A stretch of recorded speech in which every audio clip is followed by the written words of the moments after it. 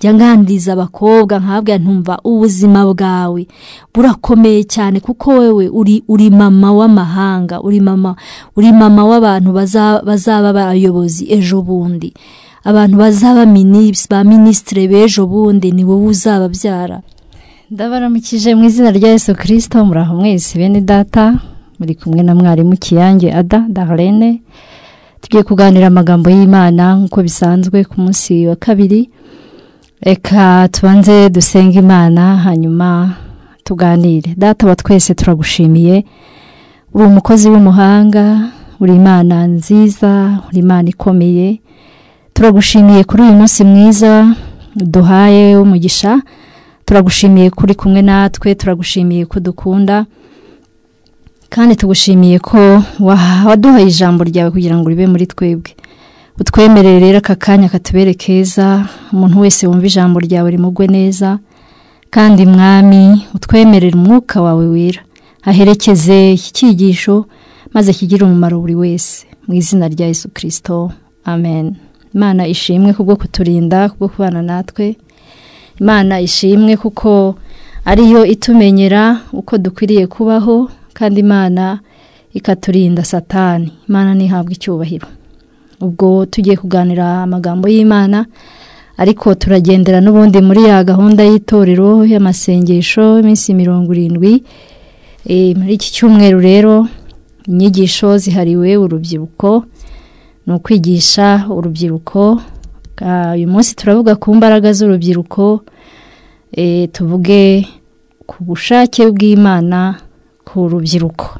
Imana ishimwe yagiye ifasha abanditsi ba Bibiliya, usanga ibintu hafi ya byose tubamo ubuzima busanzwe dushobora kubona muri iki gitabo cyitwa Bibiliya. Rero n'urubyiruko narwo ruravugwa muri Bibiliya. Ubona Imana hari ukuntu yabigenje pe, hari ukuntu yabigenje. Abantu bashobora kubona uko babayeho, bashobora kubona ubuzima bwabo muri Bibiliya. Ndetse hari igihe ushobora gusoma ukaba wabona neza, wagira ngo ni wowe Bibiliya iri kubwira. Ni ukuri.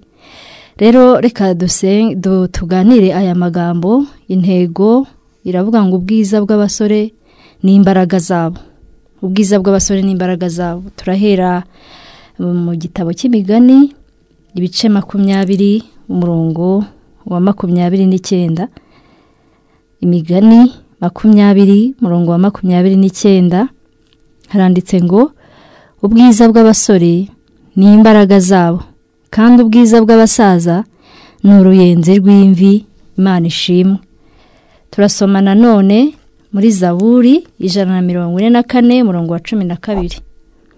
Zaburi 144 umurongo wa 12 haranditse ngo kugira ngo abahungu bacu babe nk'ibiti byikuririza bakira abasore, n'abakobwa bacu bamere nk'amabuye akomeza imfuruka, abajwe nk'uko babaza amabuye arimbisha inyumba. Amena. N'amagambo arebana n'abasore, no kuvuga ngo tugiye kuganira n'urubyiruko, abakobwa n'abahungu. Yenda n'abantu bakuru bashobora kubyumviraho kugira ngo bamenye ko bashobora gufasha urubyiruko, ariko cyane cyane ubu turimo kwibanda ku rubyiruko, ndetse kugira ngo babashe kumva ubushake bw'Imana kuri bo, kandi barusheho no gusenga. Turi mu gihe kibi muri iyi myaka y'ibihumbi 2020. Ntabwo byorohera urubyiruko mu kubaho kwabo, kuko bafite ibibazo byinshi bijyanye n'uko babayeho, kandi bakaba bafite n'ababigisha batandukanye, bafite abarimu batandukanye mu muryango. Ababyeyi baramwigisha, yagera hanze akabona abandi bamwigisha. Hariho abarimu bo ku ishuri, amashuri bigamo, hariho n'abandi bigishiriza kuri internet. Abo bantu rero bose urubyiruko rurakurikira, kandi kubera bafite nyine amaraso ashyushye, baba bumva ibintu byose babibamo, baba bumva nyine ibintu byose bakwiye kubikora, nta gutekereza ntaki, umuntu nyine agahita yinjiramo cyane atarobanuye abamwigisha baribo. Ugasanga umuntu akurikira abantu barenze umwe, ugasanga kandi yihitiramo bikurikije nuko iwe yiyumva. Hari igihe nanone usanga kubera nyine ikintu bita conflit d'âge, ashobora kwireba akavuga ati uriya ntabwo yambwiriza, uriya ntiyanyigisha, yarashaje, uriya ni umukecuru cyangwa ni umusaza. Ugasanga hariho abantu yakuye mu murongo batagira icyo bamubwira kuko ngo babona bavuga ibintu by'abantu b'abakecuru nyine cyangwa b'abasaza. Ariko icyo nakubwira mwene data uri muri iki cyiciro cy'urubyiruko, ahubwo wakagombye kwegera abantu bakuru kuko nibo bafite experience y'ubuzima, nibo bazi ibintu byitwa ubuzima, barabisobanukiwe. Ariko nuhura n'umwana mugenzi wawe cyangwa umusore umukobwa mugenzi wawe ngo akwigishe, azakwigisha nyine ibyo yakuye ahandi hantu, ibyo yasomye mu gitabo, ibyo yabonye muri filime. Ikigaragara nuko urubyiruko rw'ubu ngubu rwose rukangutse cyane, kandi kubera ibintu bya social media cyangwa se ibi binyamakuru nyine binyura kuri internet no kuri telefone. Hari smartphone ntabwo yoroshye, kuko umuntu agenda n'isi yose mu mufuka, bisaba gukandaho nyine, bisaba za tushe kugira ngo ugeze mu gihugu cya hehe urebe imyitwarire yabo, kubona abahanzi bagezweho, hari abaririmbyi basekira cyangwa se ab'Imana. Dufite abigisha hariya kuri internet, abigisha, hari n'abigisha n'ibindi bintu bihabanye rwose no kwizera kwacu. Hari n'abigisha imibonano mpuzabitsina, bakabigisha uko babigira ku maradiyo. Ntabwo byoroshye, abigisha ni benshi. Ariko ngende kuganira n'urubyiruko rw'abakristo. Bene data, Bibiliya ntabwo itwemerera kwishushanya n'ab'iki gihe, ntabwo itwemerera kugenda nk'uko ab'iki gihe bagenda, ahubwo ngo tugire wa mutima wari muri Kristo Yesu. Rero uri umusore, uri umukobwa, ni byiza ko wakira Yesu nk'umwami n'umukiza w'ubugingo bwawe, kandi niba waramwakiriye nabyo ni byiza cyane. Ariko kwakira Yesu birakurinda, bituma ubaho neza, bituma ugira indangagaciro, kandi bituma wubahwa. Ntabwo buri muntu wese ukubonye aza akuvogera nk'uko yishakiye, kuko uba ufite uburinzi bw'umwami Yesu. Twasomye ngo ubwiza bw'abasore n'imbaraga zabo. Hariho imbaraga z'umubiri koko, umusore nyine kugira ngo abe mwiza abantu bamukunde nuko bafite imbaraga, abasha gukora imirimo myinshi icyarimwe, agaterura nyine, ugasanga bamukunze bati muduhamagarire wa musore, ugasanga aremewe kubera imbaraga. Ariko hariho n'imbaraga z'umutima, imbaraga zibuza umuntu gukora ibyaha, imbaraga zikubwira ngo have sigaho wisambana, have sigaho wikiba. Izo ni imbaraga. Ubwiza bwawe rero buhishe mu mbaraga. Wakiriye Yesu nk'umwami n'umukiza rero, Yesu aguha zino mbaraga, ari iz'umubiri ari n'iz'umutima, byose ukabitunga. Ukaba rero uri umuntu ukwiriye kuba muri sosiyete, ukemerwa, kubera yuko ntabwo washukwa n'itabi, ntabwo washukwa n'inzoga, kubera yuko ufite izindi mbaraga. Imana ishimwe cyane, ufite izindi mbaraga, imbaraga bita imbaraga z'umutima. Iz'amaboko nyine ni ibisanzwe, uri umusore, uri umukobwa, Imana iba yaraziguhaye. Ariko iz'umutima zitangwa na Kristo.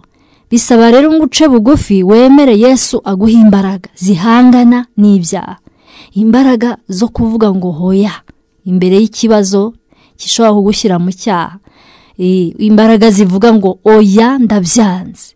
Izo mbaraga nazo ukabura zifite.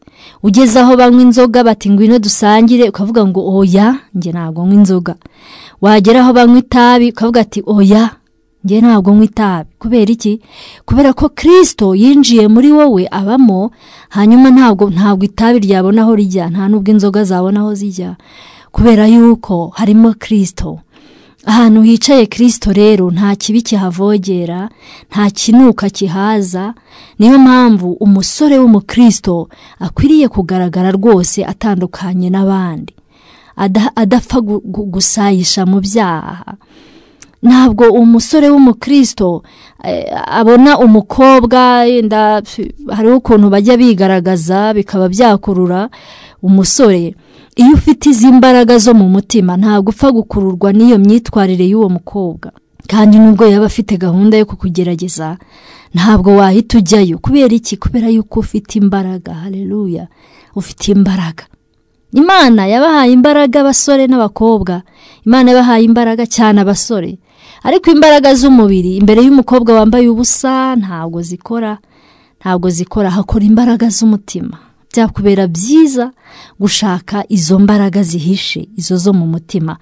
Zaburi 144 twasomye ngo kugira ngo abahungu bacu babe nk'ibiti byikuririza bakiri abasore, Imana ishimwe, kandi n'abakobwa bacu bamere nk'amabuye akomeza imfuruka abajwe, nk'uko babaza amabuye arimbisha inyumba.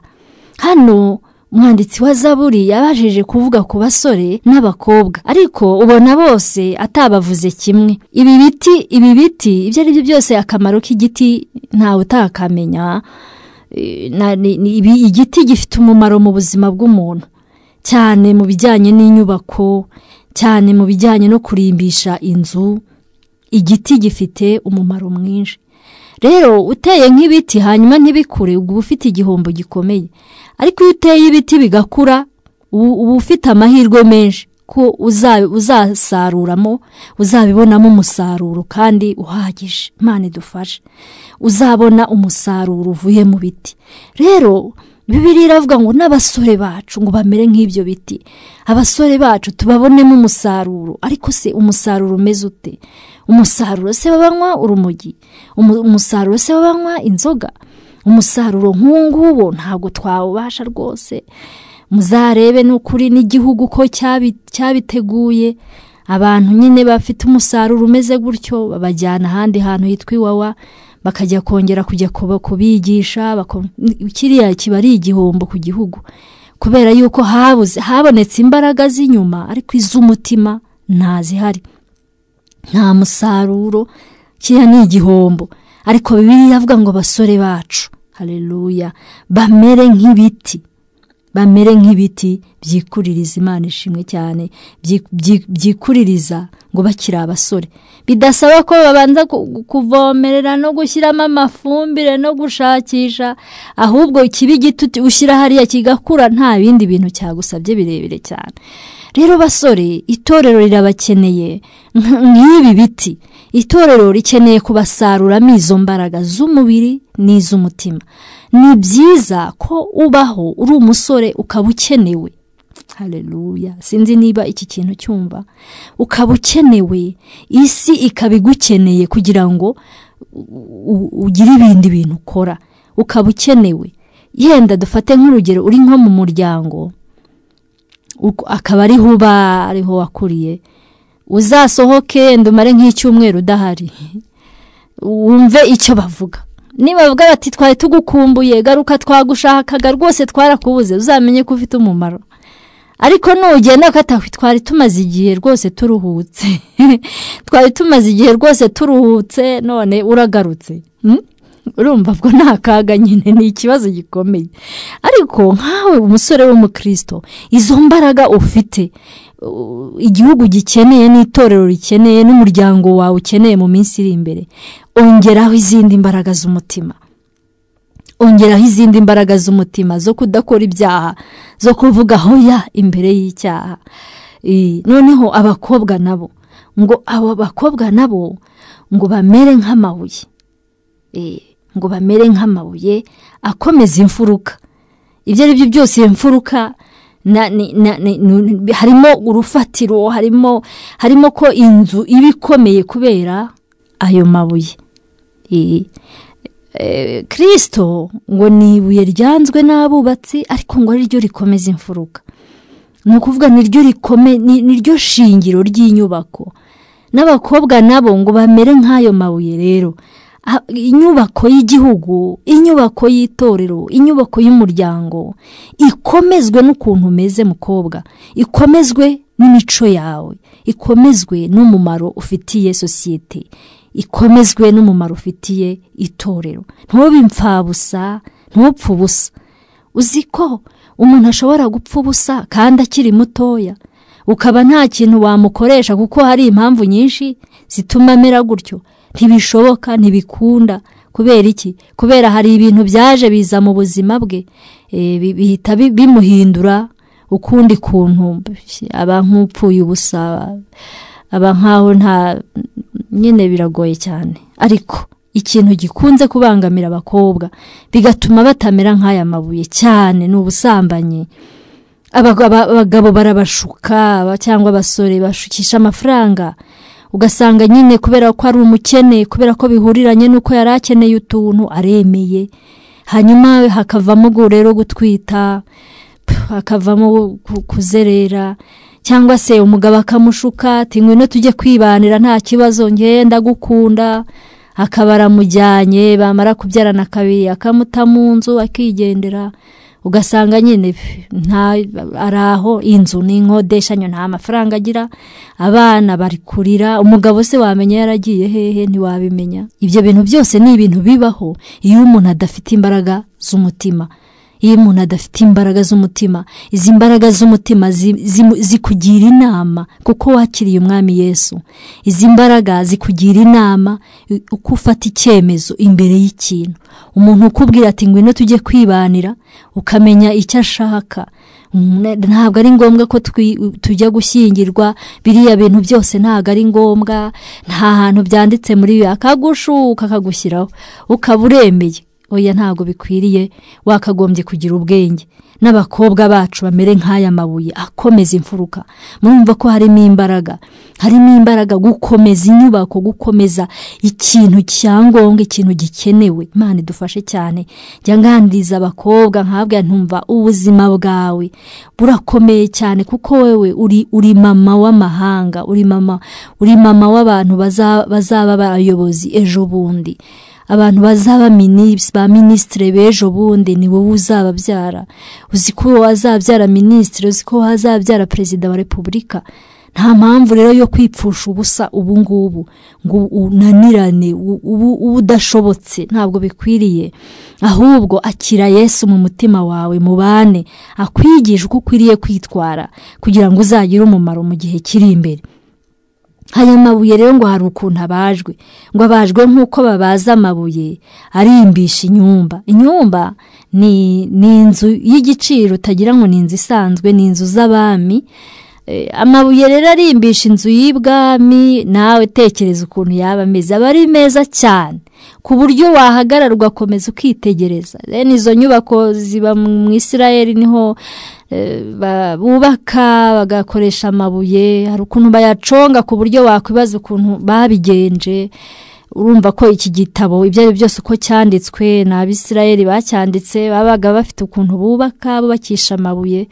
Twebwe ntabwo twapfa kubyumva cyane, ariko umenye ngo hariho inyubako y'amabuye. Imana nishimwe.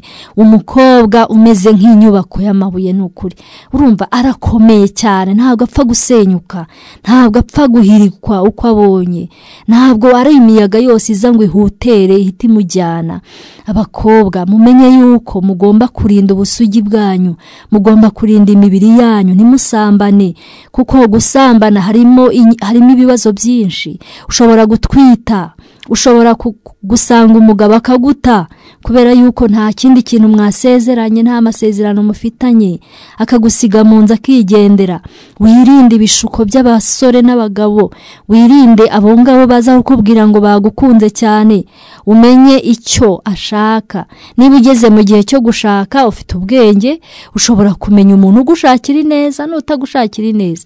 Ugushukisha amafaranga kugira ngo akubone, ushobora kumumenya. Mugire ubwenge kuko iyo utagize ubwenge usanga uhura n'ikibazo gikomeye cyane. Ugasanga uri kurira, nta n'ukwitayeho, nta n'ukumva. Kandi nyamara mu gihe wari ukiri umukobwa, wari ugifite amahirwe yo guhitamo, uko ukwiriye kubaho. Rero hitamo neza, hitamo Yesu. Satani yagushuka, yakugirira nabi. Niba uri umusore, gerageza rwose witware neza. Imana yo mu ijuru igufashe. Imbaraga zawe zirakenewe mu gihugu, imbaraga zawe zirakenewe mu itorero, imbaraga zawe zirakenewe mu muryango uzubaka ejo bundi. Sigaho kwitwara nabi, sigaho kurebera kuri bariya bigisha babi, bariya bo kuri interinete.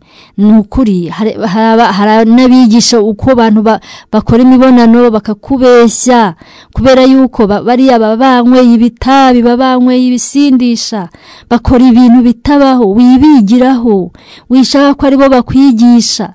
Ntabwo ibyo bintu nta muntu ujya kubyigisha undi. Ntabwo bari yari abarimu beza. Vayo, urababaza Imana. Iyo ureba biriya bintu by'urukozasoni, ari amafilme pornographique, wihane. Imana yo mu ijuru igufashe. Ukeneye imbaraga z'umutima kugira ngo ubashe kubaha Imana kandi ugendere mu nzira yo gukiranuka. Reka dusenge Imana rero. Twumvise yuko umusore akeneye imbaraga. Ubwiza bw'abasore ni imbaraga zabo, kandi twumvise yuko hari icyifuzo ko abasore bamera nk'ibiti byikuririza kandi abakobwa bakamera nk'amabuye akomeza imfuruka. Ibyo byose ni ibintu biba mu mutima w'umuntu. Imana igufashe. Niba wagendaga nabi, Imana ikubabarire, kandi niba hubaha Imana, komeza, uzabona umusaruro wo kubaha Imana. Reka dusenge. Mana Data wa twese, tugushimiye ijambo ryawe twumvise yuko umuntu akiri umusore aba akwiriye kuba ari umunyabwenge, kandi umusore akamenya yuko ubwiza bwe ari imbaraga rero z'umubiri koko, ariko hariho n'izindi mbaraga z'umutima, imbaraga zishoboza umuntu guhakanira icyaha. Izi mbaraga zirabuze Mana, kubera yuko urubyiruko baba bafite amaraso ashyushye. Biragoye guhakana imbere y'ikintu yumva ashaka nubwo cyaba kibi. Turabasengeye rero mu izina rya Yesu kugira ngo bafate ukuboko Mana, ubagirire neza. Aba bakobwa Mwami, ubegere ubafashe mu izina ryawe ryera Kristo Yesu. Babashe kurimbisha Mwami Mana sosiyete, barimbisha imiryango yabo habe heza, kandi bamere nk'aya mabuye. Inyubako iyo ari yo yose bagezemo ikomere, n'imitima yabo ikomere. Ubabarire abagiye mu byaha, kandi n'abasubiye inyuma ubagarure. Kandi utarakwakira nk'umwami n'umukiza, winjire mu bugingo bwe, uturemo, ubemo. Ineza yawe bane nawe mu izina ryawe ryera Kristo Yesu. Amen.